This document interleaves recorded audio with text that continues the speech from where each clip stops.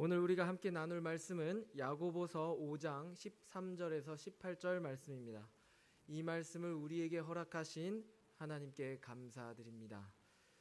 말씀을 전하기에 앞서 이렇게 하나님께 감사드리는 이유는 사실 이 말씀을 준비하면서 감사하지 못했기 때문입니다. 왜냐하면 말씀이 너무 어려웠습니다. 어려워도 너무 어려워서 조금 힘들었습니다.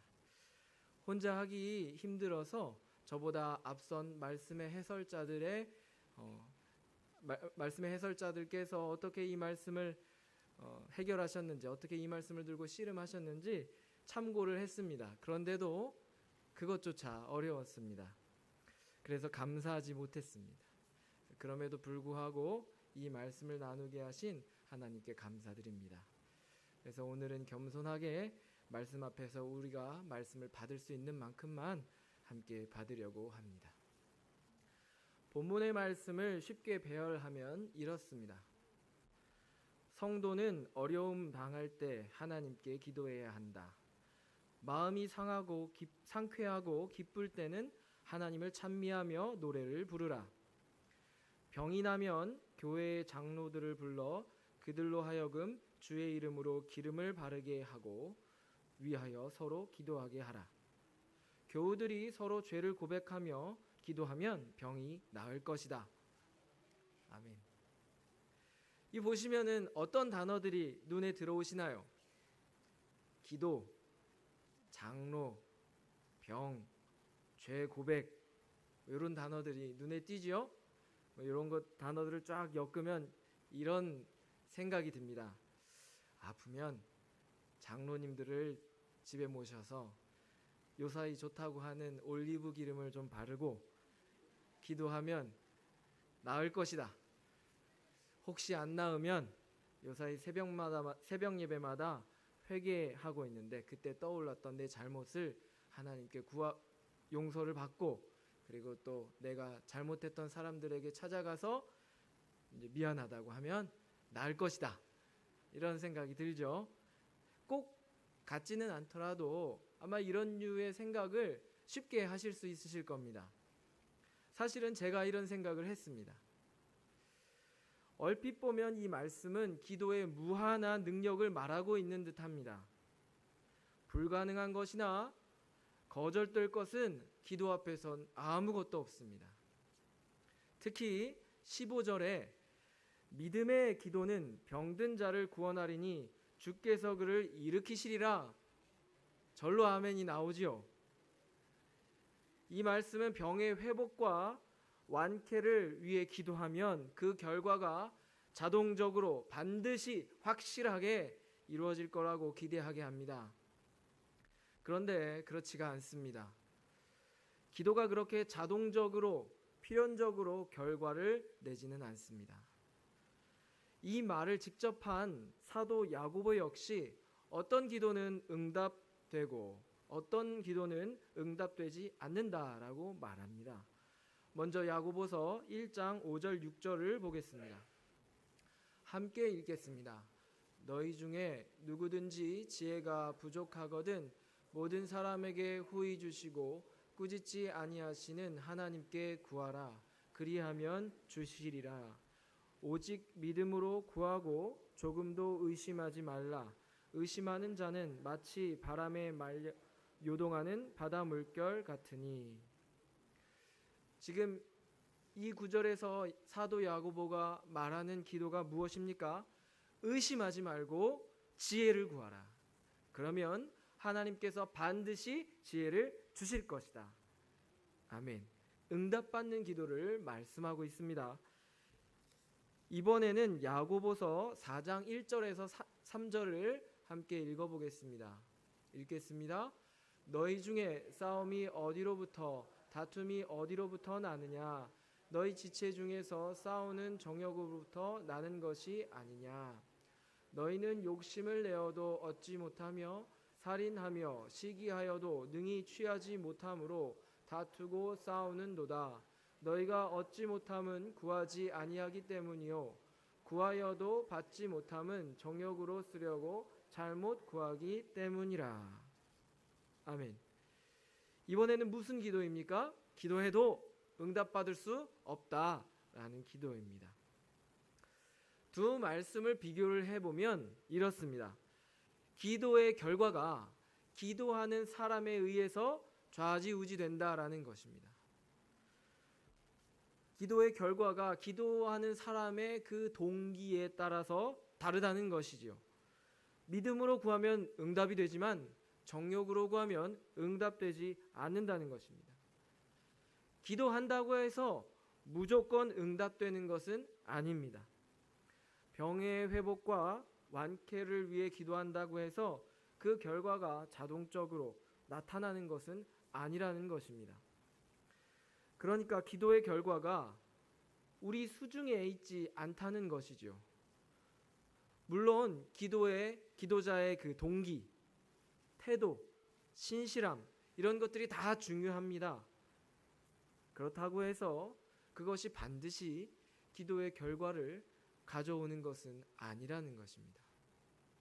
14절 말씀을 읽겠습니다. 제가 읽겠습니다. 너희 중에 병든 자가 있느냐?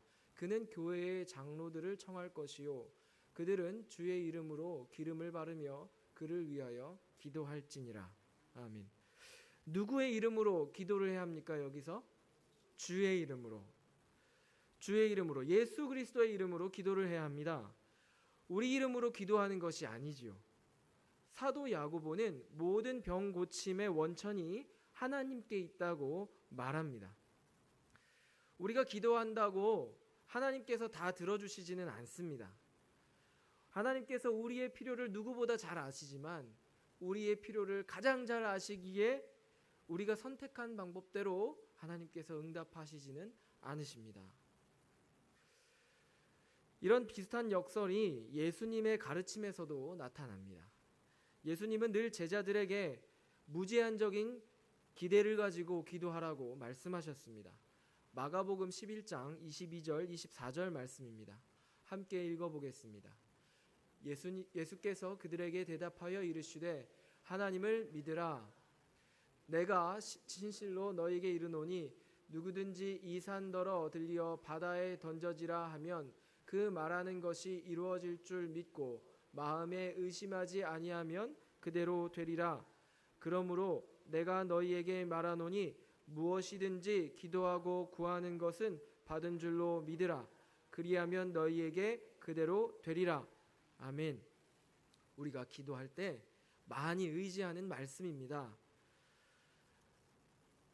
특히 24절은 기도가 어느 수준까지 올라가냐면 창조의 수준까지 올라갑니다.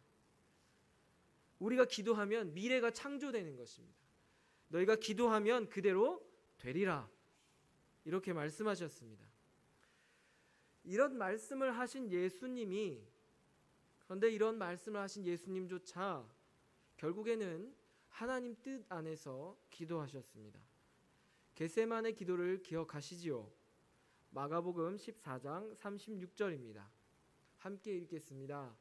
이르시되 아빠 아버지여 아버지께는 모든 것이 가능하오니 이 잔을 내게서 옮기시옵소서. 그러나 나의 원대로 마시옵고 아버지의 원대로 하옵소서 하시고.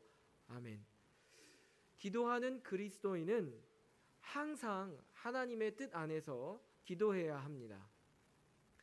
심지어 우리가 정말 끈덕지고 절박하게 기도할지라도 하나님께서는 우리들에 향한 선한 뜻이 있기 때문에 우리를 향해 응답하시는 그 모양새를 우리가 함부로 판단하기 어렵다는 것입니다. 그 응답은 우리가 보기에는 이루어진 것처럼 보일 수도 있고 이루어지지 않은 것처럼 보일 수도 있습니다.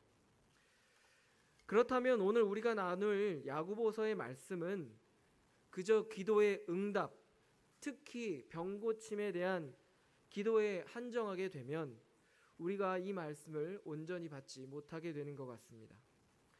말씀대로 기도했는데 장로님들 모셔서 기름 바르고 기도했고 또 내 죄가 있어서 고백하고 용서받고 다 했는데 병이 낫지 않고 나는 여전히 아프다. 그럼 이 말씀은 어떻게 되는 것입니까? 이 말씀은 거짓말이다. 이렇게 돼버리는 것입니다. 아니면 다시 해봐야 되나? 내가 뭘 또 더 해봐야 되나? 이렇게 되는 것이지요. 그래서 다시 말씀을 살펴보기를 원합니다. 야고보서 5장 13절에서 18절은 주제가 기도입니다. 반드시 병 고치는 기도에 관한 것이 아니라 기도가 주제입니다. 기도라는 단어가 매 절에 나타납니다. 간략하게 본문의 얼개를 보면 이렇습니다. 13절은 개인적인 기도, 14절에서 15절은 장로들의 기도, 16절은 교우들의 기도, 17에서 18절은 기도하는 선지자, 기도의 본으로서 나타납니다. 기도라는 단어는 계속 이어집니다. 근데 변화되는 게 있죠. 무엇이 변화됩니까? 개인적인, 장로들의, 교우들의, 그렇지요? 점차 기도하는 범위가 개인에서 장로들이라는 범위에서 그리고 더 큰 교우들이라는 범위로 기도의 범위가 점차 넓어지는 것을 볼 수 있습니다. 우리는 우선 이 말씀을 묵상하기 전에 이것을 발견해야 합니다. 그리고 나서 13절을 읽어보겠습니다. 같이 읽겠습니다. 너희 중에 고난 당하는 자가 있느냐? 그는 기도할 것이요. 즐거워하는 자가 있느냐? 그는 찬송할지니라. 13절은 앞구절과 뒷구절이 서로 대꾸를 이루고 있습니다. 서로 상반되는 상황에 따른 신자의 태도를 말하고 있습니다. 고난 중에는 어떻게 해야 합니까? 기도해야 합니다. 그리고 즐거움 중에는 어떻게 해야 합니까? 찬송해야 합니다. 우리는 고난 중에 어떤 기도를 하나요? 이 고난의 때를 잘 견딜 수 있게 해달라는 기도가 있겠고, 또 이 고난을 사라지게 해달라는 기도가 있겠습니다. 그 기도 후에 우리의 현실은 어떠한지요? 고난이 사라질 때도 있고 고난이 사라지지 않아서 고난을 견뎌야 할 때도 있습니다. 사도 야고보가 말하는 고난은 피할 수 있는 고난뿐만 아니라 교회와 그리스도인이 절대로 피할 수 없는 운명과 같은 고난을 말합니다. 어느 주일 오후에 강사로 오신 이규민 목사님께서 이런 말씀을 하셨습니다. 고난은 파도와 같다. 한번 몰아치면 끝날 것 같은데 그렇지 않다. 파도처럼 오고 또 온다. 가정의 문제가 오고 직장의 문제가 오고 질병의 문제가 오고 자녀의 문제가 온다. 끊임없이 이 고난들이 찾아온다. 그래서 그리스도인은 이 고난에 창의적으로 대처하고 도전해야 한다. 이 고난에 창의적으로 대처하고 도전해야 할 힘을 어떻게 얻을 수 있겠습니까? 기도해야 합니다. 이 고난을 이겨낼 힘과 지혜를 어디서 어떻게 얻을 수 있겠습니까? 하나님께로부터 기도를 통해서 얻을 수가 있습니다.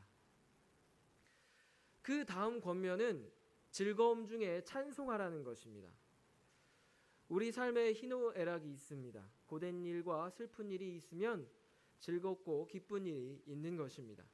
그때 하나님을 찬양하라고 합니다. 세옹지마라는 사자성어는 이런 뜻입니다. 슬픈 일에 너무 낙심하지도 말고 즐거운 일에 너무 들떠있지도 말라, 이런 말이지요. 그런데 오늘 야고보서의 말씀은 고난 중에 기도하고 즐거운 일에 찬양하라고 말합니다. 이것이 사도 야고보가 우리 그리스도인에게 권면하는 인생을 마주하는 태도입니다.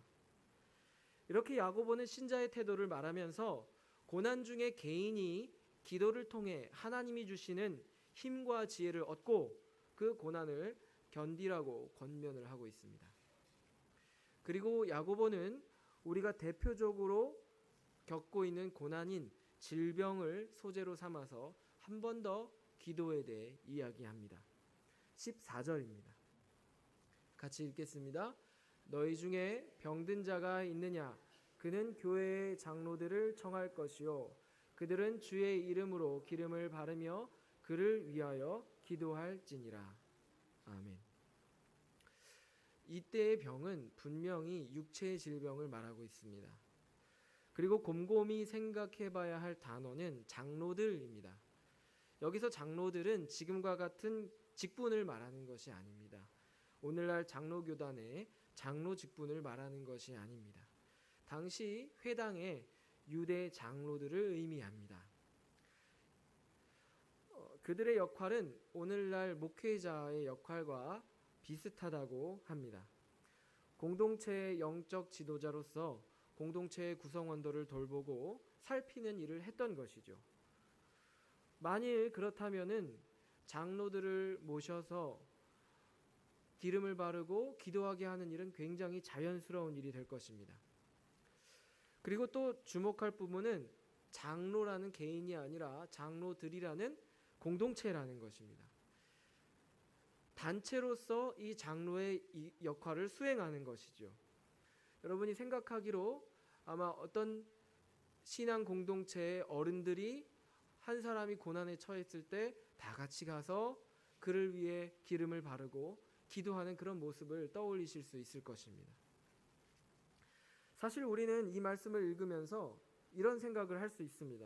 어떤 특별한 사람이 신유의 통로로서 역할을 해서 이런 기도를 하면 치유가 일어날 것이다.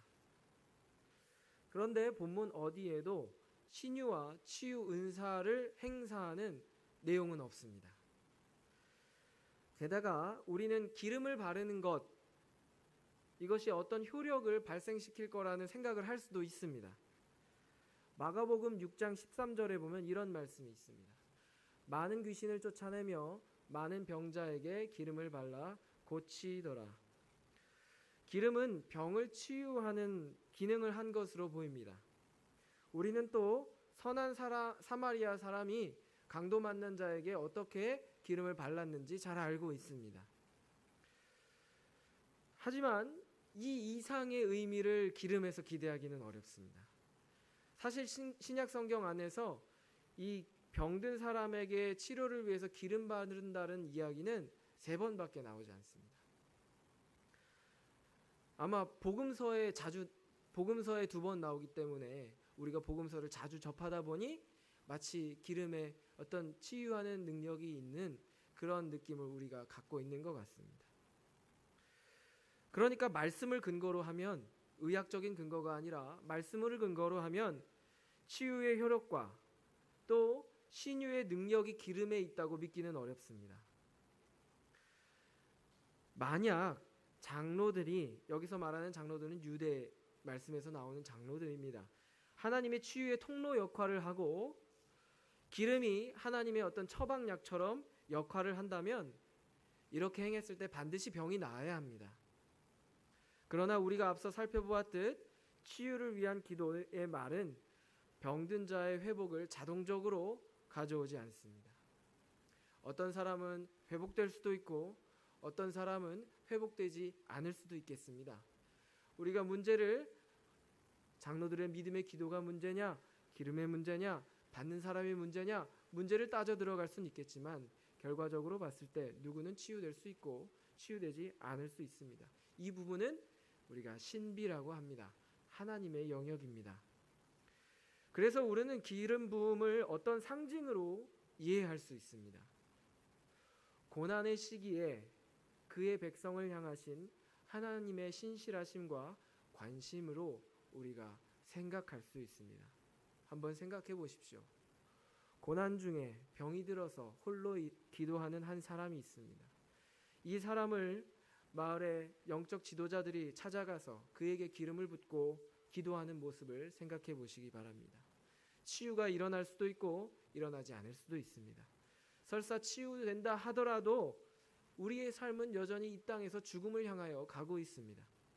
여기서 우리가 치유에 대한 관심을 한 사람의 고난당하는 자를 그냥 두지 않고 함께 감당하는 공동체를 향한 관심으로 시선을 옮겼으면 좋겠습니다. 15절 말씀을 읽겠습니다. 같이 읽겠습니다. 믿음의 기도는 병든 자를 구원하리니 주께서 그를 일으키시리라. 혹시 죄를 범하였을지라도 사하심을 받으리라. 아멘. 여기서 믿음의 기도를 하는 사람은 분명히 장로들입니다. 장로들이 믿음의 기도를 할 때 병든 자는 회복될 것이며 이 회복은 주님에 의해서 일어나게 됩니다. 우리는 사실 병든 자의 회복을 위해 장로들이 믿음의 기도를 해야 한다, 이런 생각을 쉽게 할 수 있습니다. 그러나 사실 중요한 초점은 한 사람의 질병이 치료되기를 원하는 간절한 마음으로 함께 모여서 기도하는 이 공동체의 모습입니다. 회복은 주님의 몫입니다. 공동체의 몫은 고난을 당하는 자를 그냥 두지 않고 함께 간절한 마음으로 기도하는 것입니다. 제가 신학부에 다닐 때 병동합창단이라는 동아리 활동을 했었습니다. 병원에 가서 환우분들의 병실을 다니면서 찬양하고 기도하는 것입니다. 병실에 찾아가서 환우분들에게 찬양하고 기도해도 되겠습니까? 여쭤본 다음에 좋습니다 라고 응답을 해주시면 저희가 한 10명 정도 찾아가서 찬양하고 기도합니다. 사실 저희가 거기서 찬양하고 기도한다고 해서 거기 누워 계신 환우분께서 저 찬양과 저 기도로 내 병이 나을 것이다, 그렇게 생각하실 수 있겠지만 그런 기대는 크게 없으실 것입니다.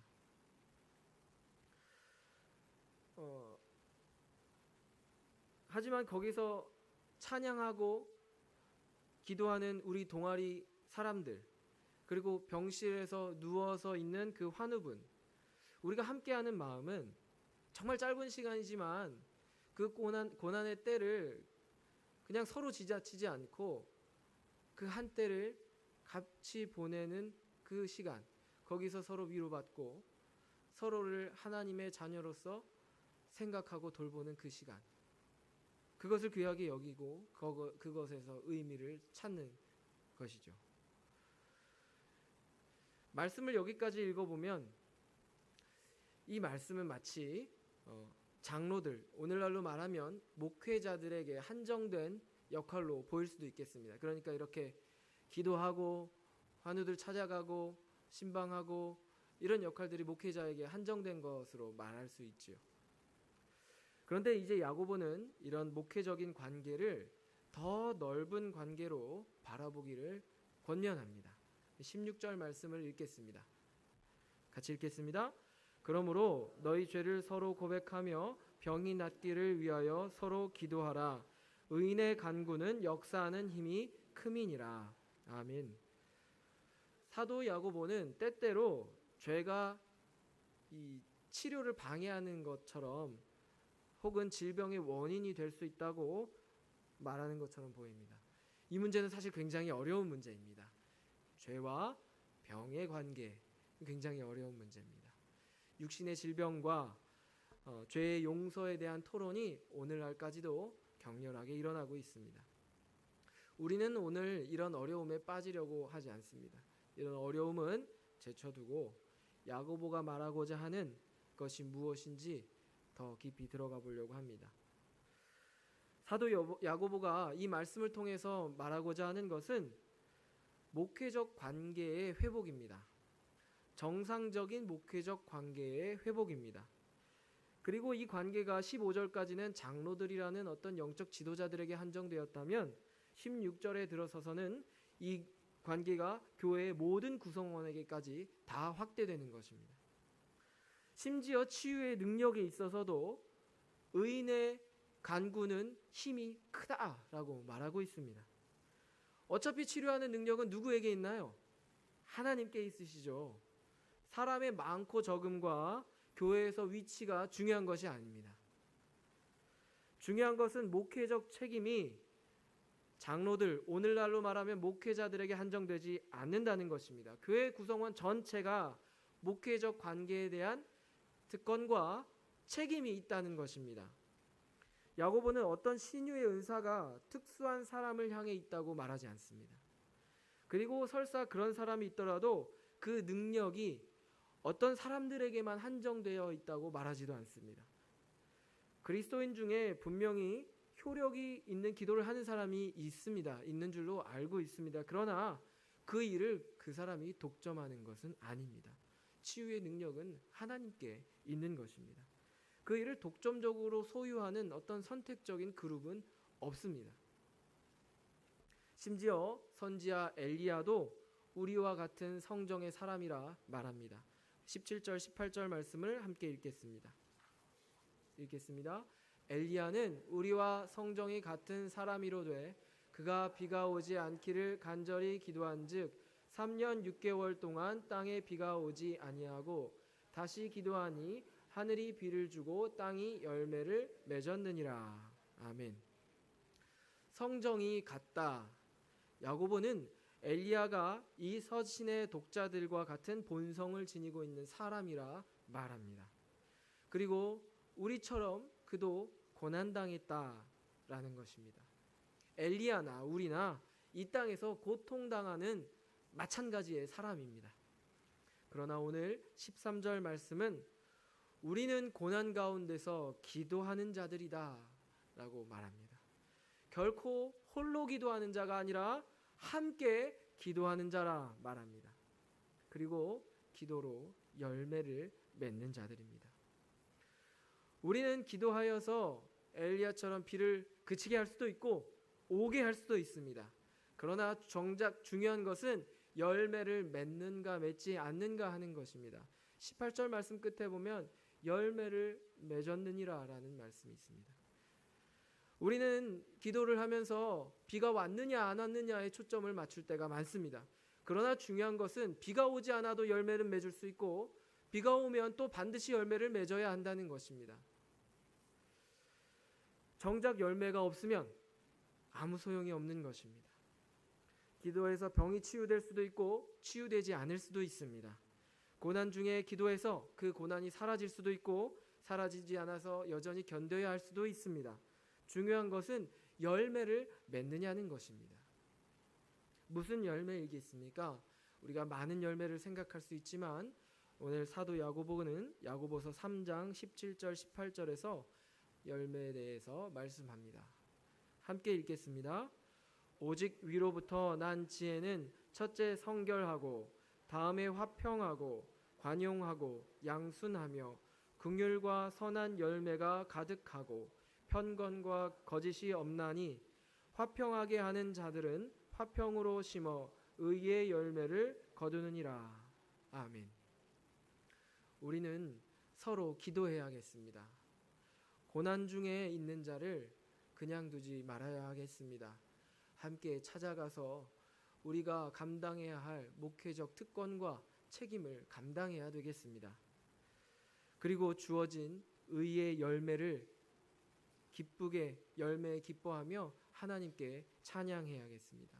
이것이 우리 그리스도인이 그리고 우리 참된 교회 성도님들께서 살아가는 방법이겠습니다. 기도하겠습니다.